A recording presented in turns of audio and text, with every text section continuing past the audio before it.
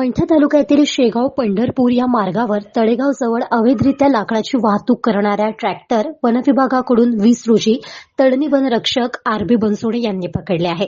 संबंधित ट्रॅक्टर पूर्णपणे झाकून त्याची वाहतूक मंठा शहरात केली जात होती. लाकडाची चोरटी वाहतूक होत असल्याची माहिती मिळाल्यावरून अवैधरित्या चिंच आणि इतर वृक्षाची कत्तल करून विनापरवाना लाकडाची वाहतूक करणारे विना क्रमांकाचे ट्रॅक्टर ट्रॉली मुद्देमालासह जप्त करण्यात आले असून आरोपी विरुद्ध भारतीय वन अधिनियम 1972 तसेच महाराष्ट्र वृक्ष अधिनियम 1964 नुसार वनगुन्हा क्रमांक T1/2025 नोंद करून कार्यवाही करण्यात आली आहे.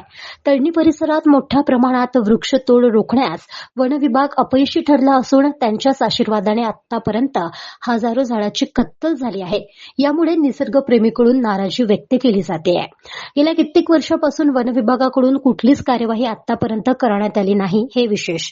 या एकाच कार्यवाहीने वन विभागाने स्वतःची पाठ थोपटून न घेता आणखी मोठ्या कारवाया करणे गरजेचे आहे. संबंधित पकडलेल्या ट्रॅक्टरवर गुन्हा दाखल करण्यात आला असून यापुढेही या कार्यवायात सातत्य राहणार असून तळणी परिसरात गस्त वाढविण्याच्या सूचना दिल्या आहेत असे सहाय्यक वन संरक्षक S.N. मुंडे यांनी सांगितले.